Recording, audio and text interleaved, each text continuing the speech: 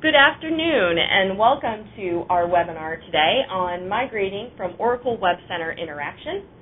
This webinar is going to be focusing on reducing costs and increasing business value with WCI or potentially moving off of WCI. So with us today, we are going to introduce our speakers in just a few minutes, but I wanted to tell you just a little bit about Project Performance Corporation. We are a 1,000-person consultancy. We are based in the Northern Virginia area, and the four circles represent a few of our core areas of expertise. So we focus on energy and the environment, infrastructure, design and planning, information management, and enterprise solutions. So you're going to be hearing from some of our experts today from our information management division. And these folks are a few of our core portal solutions, technical architects, as well as one of our principal knowledge management analysts who will share some bits about our strategy. So here you can see just a quick bio on the speakers that you're going to be hearing from today. We have Fabien Sanglier, who is one of our principal solutions architects within the firm, and he's been with the company for just over 5 years or so and has worked on a number of our Portal Solutions products. So he has a lot of experience working in different types of environments, working with the WCI stack as well as additional technologies. Then next we're going to be hearing from Ross Brodbeck. Ross is also a principal solution architect within the firm, and Ross actually has an interesting background coming from the consulting world and working for Plumtree and then BEA and then to Oracle. So he knows the stack very well, but recently he started really working very closely with a number of different technologies, including Drupal and Alfresco and whatnot. So he'll be talking to us a bit about his assessment of the technology stack. And then finally, we're also going to be hearing from Nick Nyland, who is our principal knowledge management analyst. And Nick is going to be sharing some of our methodology in the strategy design for content migration and solution migration, migrating from WCI to different platforms. So he'll tell you a bit about our strategy there, and with his experience, he'll be able to provide you with a lot of insight into how some of the strengths and weaknesses of some of these strategy plans and how best to get it done. So with that, I'm also going to mention that throughout this presentation you can type in questions into the chat window, and we'll be saving those towards the end. We're going to be saving about 10 minutes at the end of the hour to answer any questions that you may have. With that, I'm going to turn it over to Fabien, and he will kick us off. Thank you, Jill, for this introduction. So really, before we get started and dive into the topic, I want to stop and really assess what we are going to learn today.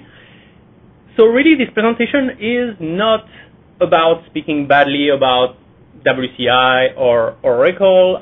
Oracle has a myriad of products that are both robust and reliable. We know that WCI has been a great technology for the past 10 plus years, and I have enjoyed working with it, and it has definitely satisfied a lot of customers throughout the world. So really, this is not about it, but this is about concentrating on some facts and especially assess the state of WCI today. So that's the first thing that I want to make sure we learn today. Some facts about the state of WCI and the future of WCI, right? The second thing that I really want us to learn in context of a possible migration after we learn the fact is that there are some very realistic alternatives to WCI. And so hopefully I will present those alternatives and we'll understand what they are. The third thing that I want to make sure we understand is that the migration factors and consideration you have to take to understand what those alternatives are and what are the best ones for you, really. And last but not least, I want everyone to understand that staying with WCI will be costly over the next couple of years. And so delaying a migration will be costly compared to, going to a new technology, a new platform that will really answer your needs. So we will see in that presentation some cost comparison and understand what those cost savings are. So speaking of the agenda and the order of speaking, so I will get started, present the facts, and I will go on the decision factors, outlining what they are. Then Ross Brodbeck will present the migration approach, the various ones that we have identified. Then Nick Nyland will present the methodology for migration, for successful migration. Then Ross will come back and present a use case of a migration that we have done for a client of ours, NLRB. And then finally, I'll come back and present the cost saving and the comparative cost saving of WCI compared to the various solutions we have identified for you. And finally, we will summarize this presentation and answer some questions. So let's get started on the facts of Webcenter Interaction. So this is not really breaking news for all of us, I hope, and if it is, then I'm glad you're here. So WCI we have noticed like a slowing development for WCI for the past couple of years, and that really shows of a certain trend that WCI is no longer a priority with Oracle. A little bit of history for those who might not know, WCI really is Plumtree. 10 plus years ago, then when Plumtree was bought by BEA, became Alui, Aqualogic User Interaction, and then Oracle bought BEA, and it became WCI. So with all those changes, Plumtree really came from, being a pretty hot technology that, was very dynamic with a lot of things happening, and then, over the years, it really has been slowing overall. And so some of the example of that is, as you can see, 10GR3 was released in November, 10GR4, the next major release, is like 3 years later. So, and in addition to that, 10GR4 is the last major release for WCI. So really that tells, a very good fact, which is WCI as part of the Oracle stack is not really going anywhere at this point and will be on a kind of a maintenance mode. So that's the first fact, right? The second fact is there will be decreased support. Not being a priority for Oracle, there will be less support available for you. But not only that, because the technology is not what it used to be in terms of dynamism, the third-party vendors are also no longer putting a priority on that technology. So there will be less and less vendors able to support the technology, and with scarcity of skills, the cost of those skills is going to increase, obviously. A third point, which is really tied to the first point, the homepage for Webcenter Interaction on Oracle is just not being updated, really showing that nothing spectacular is happening on a day or week or monthly basis. And the last point really is that WCI is an aging technology. If you look at the technology itself, it really has not changed consequently since the Plumtree days, really. Collaboration, publisher, studio, all those products are still the same. There was a couple of improvements, but overall, it's the same, and it's very 2000 technology. So it has done great things in the past, but it's no longer, how should I say, competitive with the newer technologies that are on the market today. So now we learned the facts, or sort of reassess the facts. I want to go over the decision factors that will make you understand, is it worth it to migrate? Is it worth it to migrate now, as opposed to in 3 years, as opposed to in 5 years? And in addition, when I decided that it's actually worth it, what do I pick? And there are a couple of decisions and considerations you will need to take. So first, is it worth to migrate? So, I mean, one thing to start with is the needs. It's always good to start with, understanding your needs, obviously. And really by understanding your needs is, we want you to ask, can WCI fit all the things I want to do in the next couple of years, in the next 5 years, even in the next 2 or 3 years? Social media is the big thing right now. Can WCI really, provide really robust social media capability that will answer your needs? Do you require mobile tablet support? Can WCI do that? Maybe it can, but maybe it will require a lot of custom development to do this. Do you want to collaborate with Facebook-like features? Do you want to improve the findability of content? Do you want to create a better enterprise document library? Do you want to create more targeted workflow? And do you want to improve user experience, maybe using more of the newer feature like Ajax, like Flash, like Silverlight, that make user experience better, and we see that every day on various sites. So can WCI fit all this? So that's the first consideration. The second consideration really is understanding the cost. And this is really important to understand that staying with WCI will cost you money. And this graph really shows that. The first thing we can see on the graph is that there is a support cost, constant support cost, and then to that blue line of support cost, you will need to add the database cost, or having Oracle in the infrastructure and having that support cost.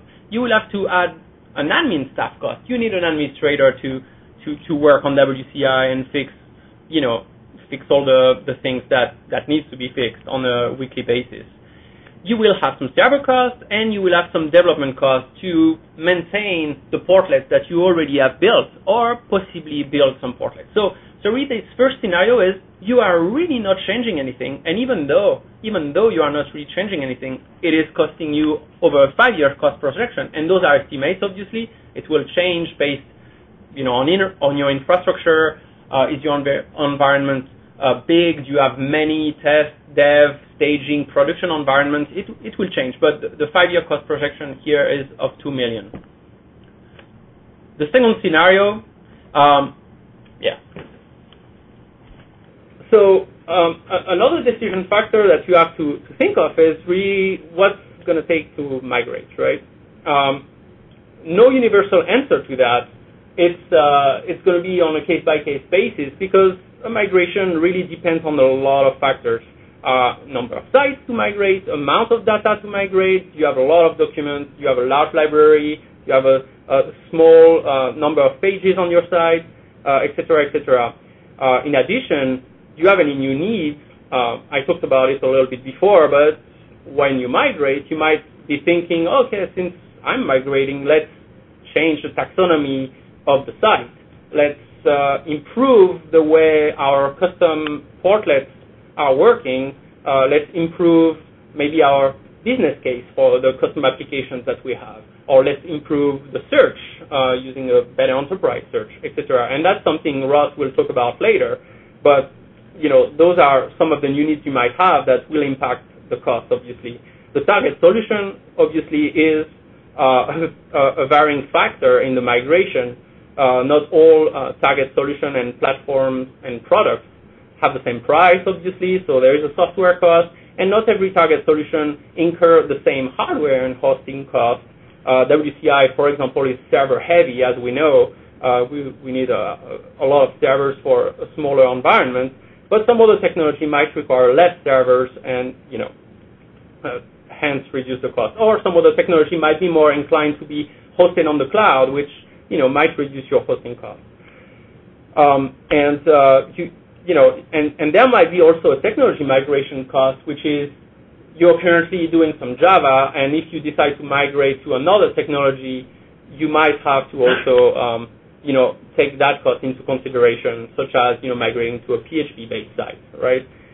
So that's really the migration part. One point to say is that migrating to Webcenter, which is the other product that Oracle has, and really wants its current WCI customer to migrate, it's not going to be less cost than migrating to another platform. There is no real accelerators for migration, as of today at least.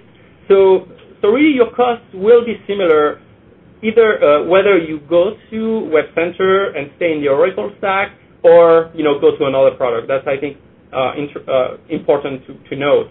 And really, for the cost to migrate, again, those are estimates, and I said it over and over above, on this slide, but it could be between 2 and 6 months, 1 and 3 FTE, could be a little bit larger, a little bit smaller based on your needs, really. But so we've, sort of based on our past experience, we've kind of seen that it's in that range.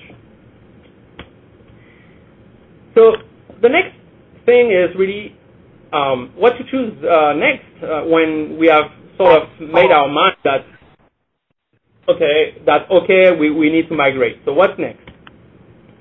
So the first thing on how to find what's next is understand how you use the portal. Do you use the portal as an enterprise collaboration tool? Do you use it mostly as a document store? Hi, can you put on mute? Yeah. So I will continue, but really, do you use the portal as a document store, as a content delivery store, and using mostly Publisher, or do you use the portal as an application integration tool or platform, mostly having custom portlets on it and cost product integration? The second thing is, for decision factor, is what technology are you using? What are your constraints within your enterprise, right? Are you using a .NET or Java portal? And do you have more of a .NET shop or Java shop, in your enterprise, right? The infrastructure, are you using currently Linux or Unix, or are you more of a Windows shop, right? The integrations, your portal, is it homogeneous, meaning all your portlets and customization and integration are really along the same sort of technology? Maybe your portlets are all written in Java, and you don't have much more than that. Or is it a very heterogeneous portal where you have SSO, single sign-on, integrated, you have some .NET portlets, some Java portlets, and some, ASP portlets in there. And so all this, will, make you decide, find probably a better path for the next steps, right? And is your portal very customized or not, right? That also is another decision factor. And last but not least, really, what's the main focus for the next 5 years? And that's really going back to the slides that I presented earlier, but will you want to put emphasis more on social media, mobile, tablets, governance and taxonomy, or maybe enterprise search, or maybe custom solutions? And really, what your focus will be for the next 5 years will lead towards, the solution to pick in the next step. So I will, at this point, I will pass that to Ross to explain the options. All right, thanks, Fabien. So we've looked at now, looking at a migration. Do we want to migrate? What are the technologies that we actually have? Now what we really want to do is we want to look at where are we going to migrate to? How are we going to migrate? So let's go on to those. Let's first talk about how are we going to actually do our migration, and what do we want to pick for our technology to migrate to? And at PPC, we really see 3 different types of migration approach. We see a do-it-all approach, what we'll call a back-to-basics approach, and what we'll call a best-of-breed approach. What do those approaches mean? You can see I've got some quotations underneath here, and really that's where I kind of think of this as how that migration is going to work. The do-it-all approach is if you're thinking we need to upgrade. We need to change keep our core technology the same, but we'd like to make it better. And in that case, we're really looking at picking a product that replaces all of your current WCI functionality in kind of a one-to-one way. We match up feature sets between WCI and this other product, and we pick the largest comparable feature set. And really, again, that's kind of a one-to-one product migration. Then we're talking about a back-to-basics approach. Back-to-basics means, do we really need a portal? A lot of you may have asked this question in the past. Some of you, some customers we see, that's a common question even when you have a portal is, do we really need this whole portal to do what we're trying to do? And in that case, what you may want to do is really go back to the basic functionality that you're trying to accomplish with the portal and pick a product to migrate to that only accomplishes that functionality, but maybe accomplishes it in a better way than the portal. And then finally, we have best of breed. And really what we mean there is we have some developers, we can do integration, but we really want to choose the best tool for the task that we're trying to accomplish. And the portal in the past has been used in that way, a lot of times for composite application development and custom development. So if you're thinking about integrating a bunch of different systems in a very specific way, you may choose a best-of-breed approach rather than picking a single product. So let's talk about do-it-all a little bit more. What are some of the advantages and disadvantages of going one-to-one? Some of our advantages are that we're going to have a large feature set in a single platform with a single vendor. So if I'm going with Microsoft or Oracle, I only have to call Microsoft or Oracle if I have a support problem. Ditto for migration. It may be easier to migrate one-to-one because the concepts are pretty much the same when you go from one one-to-one product to another one. Disadvantages, usually we have a more complex product because there's more features. As we know with WCI, there's quite a number of features and a lot of complexity there. Sometimes that feature set is even based on quantity and not quality, so a lot of times we're trying to meet a bunch of checkboxes, and we're trying to say, yes, we have polls, yes, we have wikis, yes, we have blogs, but do those polls and wikis and blogs really function in a way that we want them to? And finally, a lot of these are pretty pricey solutions that still sometimes need customization, and really that's where a lot of your money might be spent anyway, so do you really need to do that?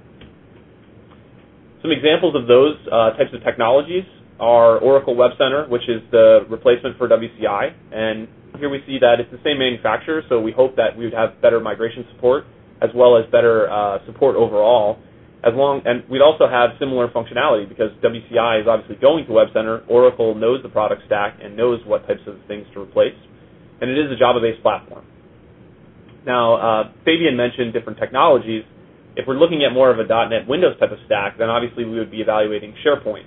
And Sharepoint, again, is a very same concept kind of thing where we have sites and web parts which really map closely to communities and portlets, and it gives us much of the same functionality.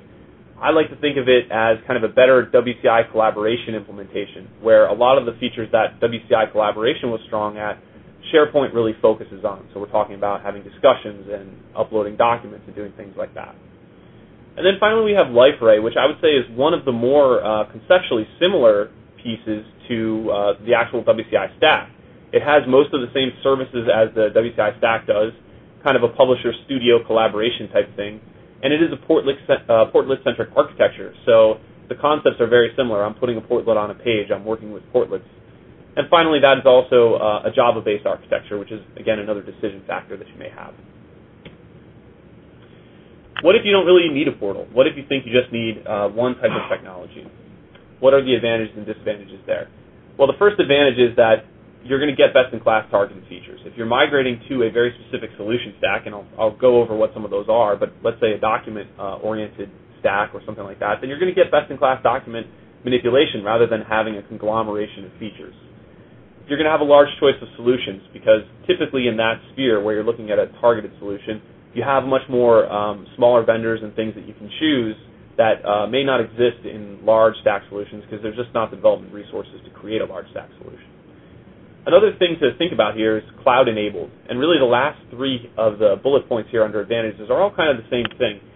When you look at newer solutions, there are a lot of industry trends toward having a back-to-basic solution where you have a piece of software that accomplishes a very specific task. Now, I'm not saying that industry trends should dictate your solution choice, but one thing that you should think about when you're migrating is that industry trends will dictate your future costs. So if you look at a larger solution, like a portal solution, you might want to think about, are portals really going to exist in 5 years? And our software vendor is going to support portal architectures with their software. If we look at a back-to-basic solution, a lot of vendors are going to the cloud, and a lot of vendors are having very stack-specific solutions. So maybe in 5 years, the integration options for a stack that's built that way will be much easier than a large stack portal solution. Of course, there's also disadvantages with this kind of solution, and really those disadvantages are, one, that your migration effort might be harder because you're going to a conceptually different place. Two, that you're going to limit your feature set. By design, you're really saying, let's go back to a limited feature set that we really want to accomplish. So you are going to lose some of the checkbox functionality they talked about. And finally, you may need more than one solution to accomplish your back-to-basics task. So what are some back-to-basics examples? We look at Drupal as a sort of content delivery replacement. So if your portal, as Fabien mentioned, is heavy on content, then you might want to just implement a content management system. And Drupal is one example where it's open source, it's free, it's highly customizable. If you're looking at more of a document store type of portal, then we're looking at something like Alfresco, which is more of a document management system, and it has an open source kind of low total cost of ownership Java-based model. If you're looking more towards collaboration, then we recommend something like Atlassian Confluence, which is a wiki-based product, and it has many enterprise collaboration features. So if you're a heavy collab user, this is a product that you might look more towards, and it has a lot of customization with plugins, which allow you to basically not have to do development when you're implementing a site. And then finally, we have Jive here, where if your new focus is more on enterprise social collaboration and you want to have Facebook-like and feed-like activity in your enterprise, then you might go with something like Jive rather than some of the more traditional examples above. What if the single solution doesn't really work for you? Then we go to our third approach, which is really best of breed. And best of breed is what we would call we have some developers, we have some tools, we've done this kind of integration before, and we know what we need. And in this case, we're looking at application integration type of portals. A lot of customers have portlets that they've custom developed that work with third-party systems or their own custom systems, and they don't really want to lose that type of functionality. You know pretty much up front, if you're going to do a migration, that you're going to have to do development in those cases. And so if you want to keep kind of a best-in-class feature set and you want to do some integration, then you may keep some of those existing solutions. And you may get a better business value from combining a set of products rather than just implementing a single cost solution. The disadvantages there are that you're going to have to do integration work. And if you've done integration work with the portal in the past, then you pretty much know what that entails. You're typically going to have some in-house developers to support that type of solution. And you're going to have a decentralized support model. You're not going to have a single vendor that you can call on the phone and say, this is broken, I need a fix. What are some examples of doing a best-of-breed type solution? Here we have a couple of things we've seen in the past. Drupal and Solar, where you're doing searching document stores with the Drupal model for content delivery. We have Drupal and Alfresco, where you would use Alfresco for more of your document management solution, and Drupal would be your front end. Confluence and Alfresco, where it's more of a collaborative type model. And Lightbrain and Alfresco, where you have a more all-in-one portal approach, but with a document management system on the back end. And obviously there's a ton of examples here, including existing products. One of the big ones that we see a lot is Documentum, but there's plenty of different products that can integrate with various collaboration solutions. All right, so I've gone over a little bit of where you may go with your migration. Now I'm going to turn it over to Nick, and he's going to talk about what you're actually going to do. Thanks, Ross. So we just went over a lot of information, a lot of decision factors, considerations, different approaches. And one of the things that I want to talk about briefly is really bringing all this, roping all these decision factors back into the underlying business value. What is the scope of the effort? What are our needs, and what are our organization's requirements? We touched on that a little bit, but what I'd like to talk about here is more of the planning aspects. All these decisions, all these considerations, all these different approaches are part of a broader methodology that has a planning component. With that, looking into portal migrations without having a concrete, repeatable plan is a very difficult thing to do. So bringing everything back to understanding and defining the scope up front is absolutely necessary. And I always recommend doing that from a user-driven methodology.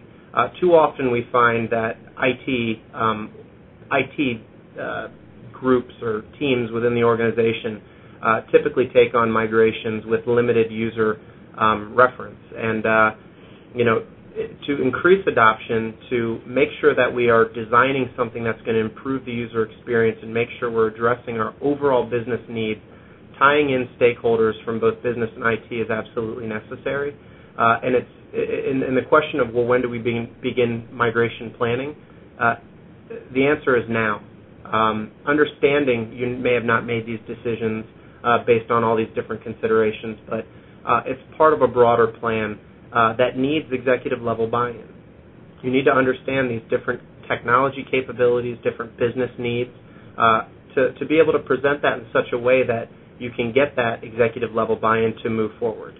All this culminates within a sort of migration roadmap, which lays out a simple, repeatable process for migrating from your current state to your future state with whatever approach that you choose.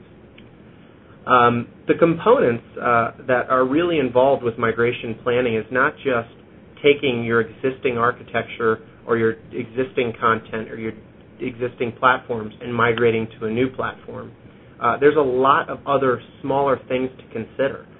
Obviously, one of the first things is identifying the right stakeholders to be a part of the planning aspects and making sure that we're all sort of aligned in sort of the same cohesive vision moving forward for what decisions we need to make. What are the roles and responsibilities as part of that to make these decisions? Additionally, migrating technologies or platforms, portals, is a great opportunity to identify additional ways to make and improve business value. One is revisiting content. How much of the content that you have within these applications is useful? How much is obsolete, outdated? If you have, say, 20 to 25 to 50% of your content is obsolete, let's not migrate all of that. Let's go through an archival process and only migrate the things that we need at our fingertips. Revisiting taxonomy and metadata. What are the other components that we need to classify, organize, and manage our information more effectively, and then deliver that to our users more intuitively? Mapping out the migration, mapping different functionality components, mapping taxonomy nodes, mapping content. What format do we want to deliver this content in? What's our style guide? What is the user interface or collaboration needs? These are all different elements that really should be revisited, that really add to the complexity of migrating, and not just to migrate off a platform, but to increase our business value. Developing a timeline and providing or applying project management principles to a migration is absolutely necessary. It's too simple to get caught up in we don't have the right teams, we don't have the right dates, we're not sure who's going to be involved and when we're going to be able to migrate. The planning starts now. It's a long, or can be a long, arduous process. So applying those project management principles, frequent status meeting, milestone reporting is absolutely necessary. And all these really culminate in the fact that having a broader, wider methodology that really will help you identify the steps that need to be taken in order to migrate effectively, making sure that you have a sound methodology to do that's very important. What we have here is a very simple 9-step methodology that obviously is tailored to our clients' needs, but it begins with the identification of our content, of our applications, of our integrated systems, to make sure that we fully understand what we need to migrate. We need to identify everything before we start going in and providing an analysis, a gap analysis, if you will. At that point, bringing on and understanding what stakeholders are needed based on the identification and analysis steps, and then to provide that training and that communication, change management for where we go and what decisions we're making is critical. Then configuring your new technology stack, or designing your new system, mapping all of your information, your functionality, your content, and then configuring your new system, obviously, are the next steps. And each one of these steps has a wealth of different components to them. Training everybody, communications, change management, obviously, going through the physical migration, and then testing and validating the decisions that you made actually make sense. Again, this is a very intense process, but having a very simple, repeatable plan to manage throughout the beginning from birth to death will definitely ease migration efforts. And with that, I will pass it back over to Ross to discuss a use case. All right, so we've talked a lot now really with theory, and I think theory is great, but it's nice to see the practice and how things work. So I just want to take a little bit here and talk about one migration use case at the National Labor Relations Board. So let's talk about the portlets and how we actually did the migration. What did we do? First, we really looked at our determining portal type. So Fabien mentioned before about 4 different types of portal, and we had all these different things where we had collaboration, and we had document store, and we had this.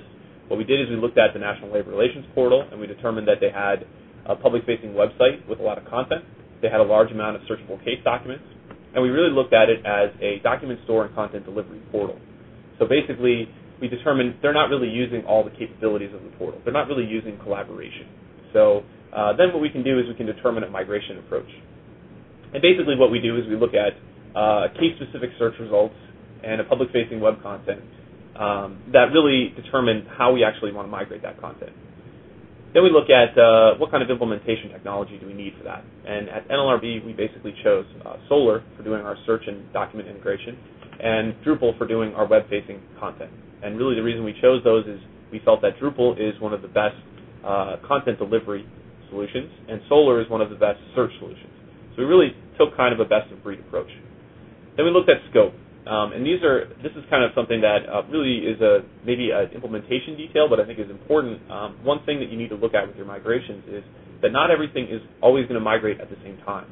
So at the National Labor Relations Board, not everything was migrated at the same time, and not everything needed to be transitioned at the same time. So there had to be a lot of planning around which sites need to exist at what times, and how do we make sure that information is always available as we go through our migration. And more importantly, as that information changes, how do we make sure that it's always on the website in the right way? And then finally, I want to bring up the concept of migrating portlets. One of the challenges with migrating from WCI to any other stack, really, is there's a conceptual change. Most of the other stacks that we're talking about here are not portlet-centric stacks. There's just no portals. And so when we look at doing actual migrations, not only do we have to consider that we have to migrate technology, but we also have to consider that the concepts that we address that technology in, the fact that we create little windows on a page, really doesn't exist anymore. And so we need to think in more of a page-based focus, or we need to think about more of the stack that we're actually going to and change that conceptual implementation. So just to show here what we kind of did at the NLRB, initially we had some static content with WCI, pointed at a portlet server. The portlet server was pointed at our document store and our case management system. The first thing that we did is we implemented Solr, and we actually put it between the portlet server and the document store. And the reason we did this is we wanted to build an API that allowed us to easily migrate from a portlet to our actual Drupal implementation. And as you can see here, we don't have Drupal yet, but implementing Solr allowed us to have an API that was easily changeable so that we didn't have to do it all in one big step. Our next piece here was implementing Drupal, so we replaced our static content with a dynamic content management system. And now at this point you can see that we have WCI still, and we have Drupal. And then what we do is we basically point Drupal at our Solr solution as our API. And now we have a full stack that's no longer using WCI. So we can finally remove our WCI products, and now we just have Drupal Solr with our document store and our case management system. All right, so now I'm going to turn it back over to Fabien. He's going to talk about comparative costs and kind of bring it full circle. Thanks, Ross. So yes, we will. I'd like to go back to really the cost and the is it worth it question, right? So we've seen a lot of different options for migration, different approaches, a methodology, some decision factors, but really now, how do these different solutions stack up in terms of cost, and really, is it worth it, right? So really, here, what I want to talk about is that I did separate the cost into various categories, such as migration costs, software costs and licensing costs, maintenance and support, the server costs for the target solution, the staff costs, administrator or development staff, possible extra development costs that we'll have to incur on some of the solutions, and some of the add-on costs that some solutions might have. So really the idea is that I'm going to go over a couple of slides here with the WCI cost that we talked about at the beginning, and an estimate and projection of the 5-year cost of some of those technologies. So for Webcenter, for example, what we have here is a total 5-year cost that really shows a high migration cost from the beginning, right? And also some extra licensing costs from the beginning, which will be, there won't be any, I guess migrating from Webcenter Interaction to Webcenter will incur a licensing cost. Support costs will be higher with Webcenter. And development costs obviously will be higher towards the beginning to actually, get all the features that you want into the platform. Now, development costs are going to go down on the long run because Webcenter offers a lot of the features that you will not have to develop, as opposed to maybe a WCI where, no new features are added and you would have to develop some of those, right? So really the trend is, that, the costs stabilize after, year 2 and 3, where, development cost is, one developer, one admin on staff. Obviously all this depends on, the size of your environment, but that's really the idea. So here we have a total 5-year cost, and that's an estimate of $2 million, which is exactly sort of the same than just the status quo with WCI.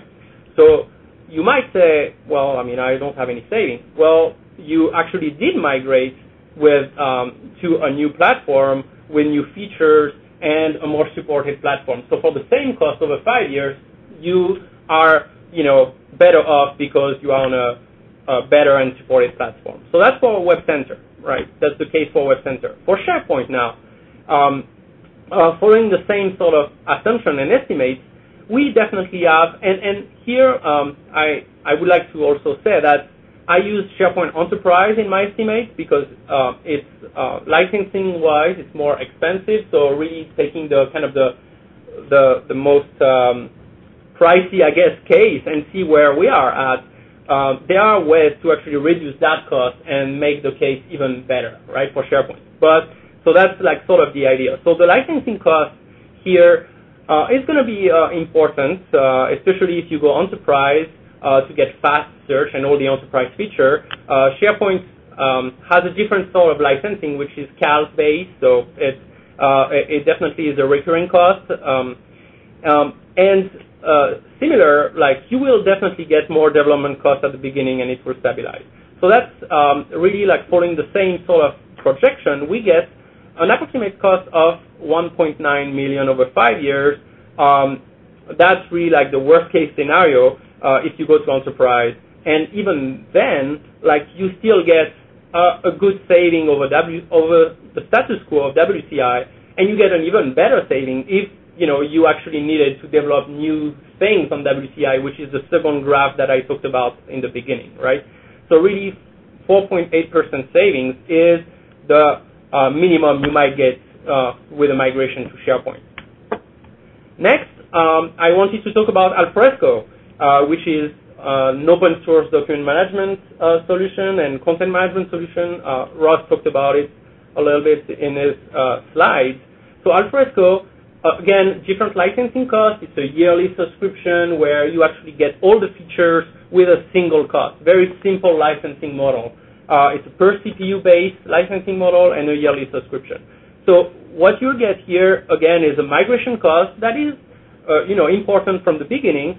And what you notice here compared to maybe SharePoint or even Webcenter is that Alfresco might require more development costs upfront because integrating with some of the solution into Alfresco will require to customize, things in your Alfresco solution, especially because it's open source. It definitely requires a little bit of technical expertise and development to fit your requirements in.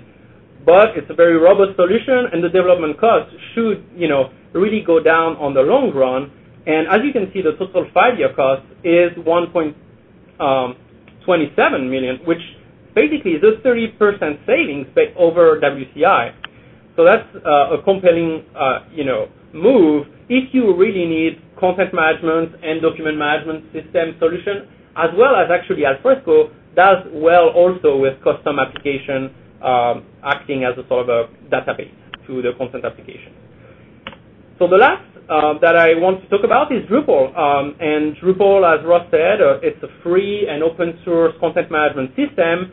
So here, your licensing cost is really null or close to null. There is potential for support from the Acquia network, which is an approximate of $2,500 a year, $2,500 a year for license, which is very, very minimal.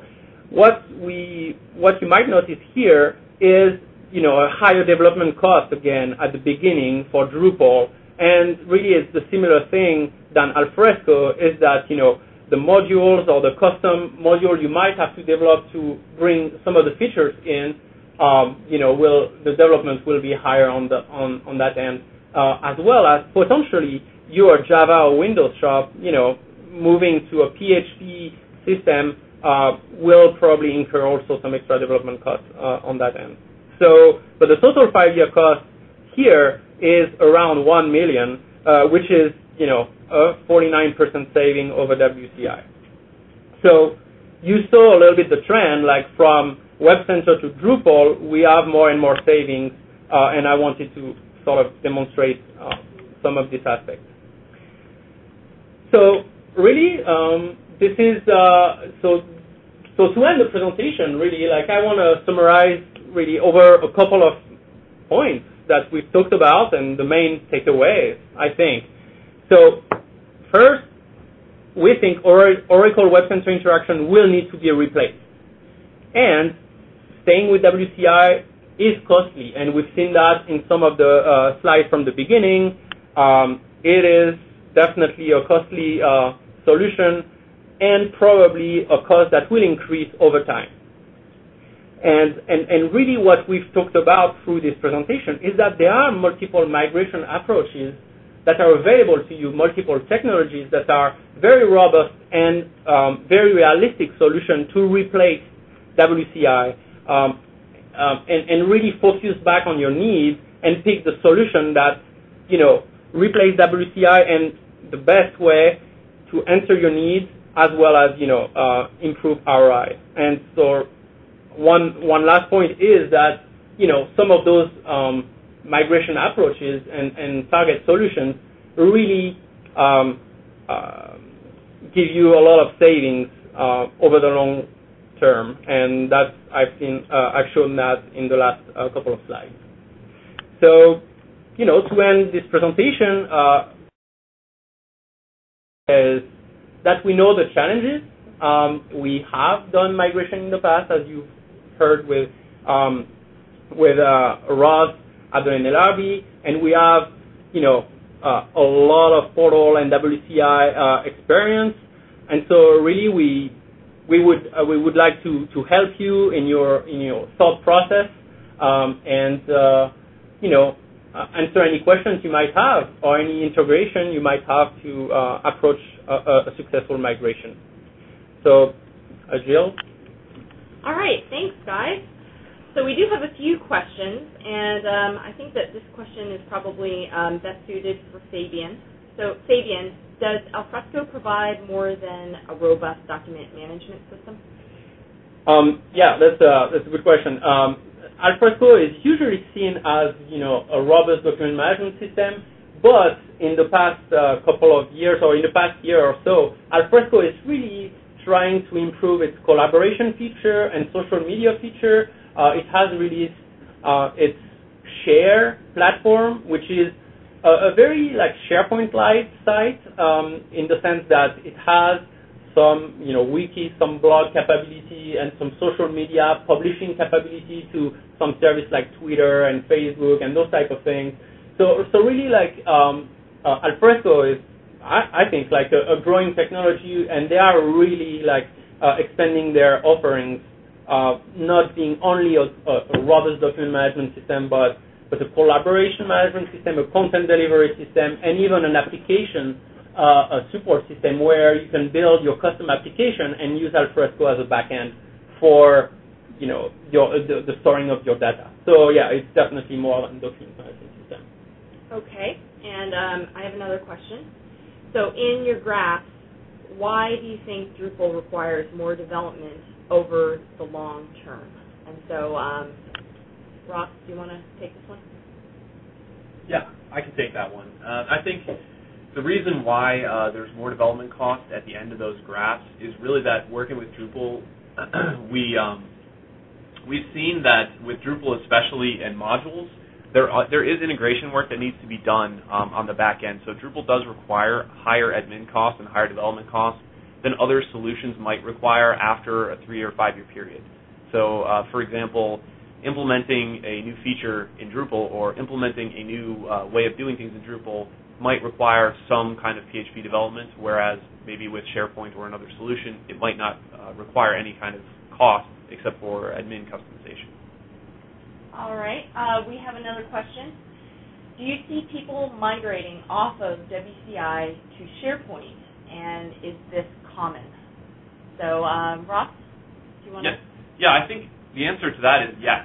And the answer really is because if you look at WCI stack and customers, and I guess I can say this because I used to work for Plumtree and Oracle, a lot of customers that are on Plumtree and Oracle from that historical perspective are Windows customers. And so a lot of those customers are going towards SharePoint because they have a lot of Windows and .NET technology investments already, and they don't really want to waste those. And I think the majority of the Oracle solutions, not to bag on Oracle, but are Java-based and are very Java-centric. So, example, JDeveloper is kind of the thing to use to customize their new portal. So anybody that's really looking at .NET and Windows is definitely looking at SharePoint.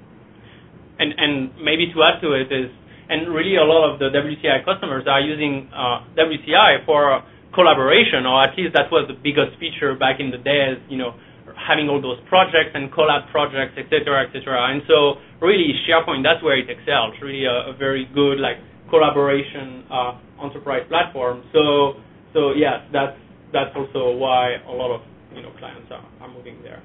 So to follow up that question, what are some of the common risks associated with migrating from WCI to SharePoint? That's a hard question, but I think some of the common risks. One is SharePoint management. So I think it's a different animal than WCI, and I think making sure that you have the appropriate administrative resources is important, because I think you're going from a very heterogeneous kind of deployed solution to a more centralized stack with database management and things like that you need to keep in mind. And I think a lot of clients get caught up in some of the management perspectives there, because I think SharePoint as a stack kind of, maybe I'm speaking out of turn here, but it seems kind of easy to deploy when you look at it. And you think, oh, we'll just put SharePoint in place and we're good. But there are a lot of management issues with SharePoint from an administrative perspective that maybe crop up that maybe you wouldn't think of before you do your migration. Okay. Yeah. Another question. In the best-of-breed approach examples, what's your experience integrating Confluence and Alfresco? Basically, we have done actually a project in the past to integrate Confluence and Alfresco.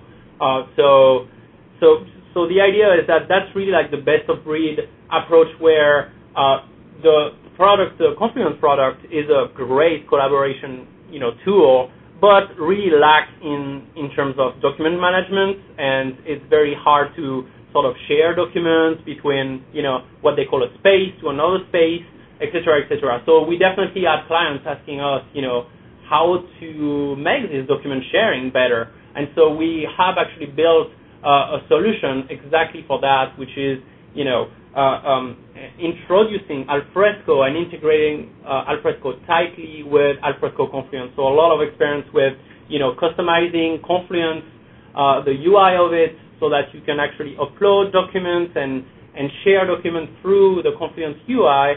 And those documents are actually stored in Alfresco, which provide a whole lot of, capabilities in terms of, tagging, filtering, sharing, using all the Alfresco features in terms of documents, but still using all the great collaboration features that Confluence gives. So, definitely an actual project we did a couple of months ago. So. Okay, and another question. You mentioned add-on costs for other technologies. Can you give some examples? Yeah, sure. I mean, like basically for SharePoint, like for example, there are a couple of add-ons that are available, like some social media add-ons that we have seen in the past. For example, is NewsGator, which is kind of a social media like skinning of your whole SharePoint, really.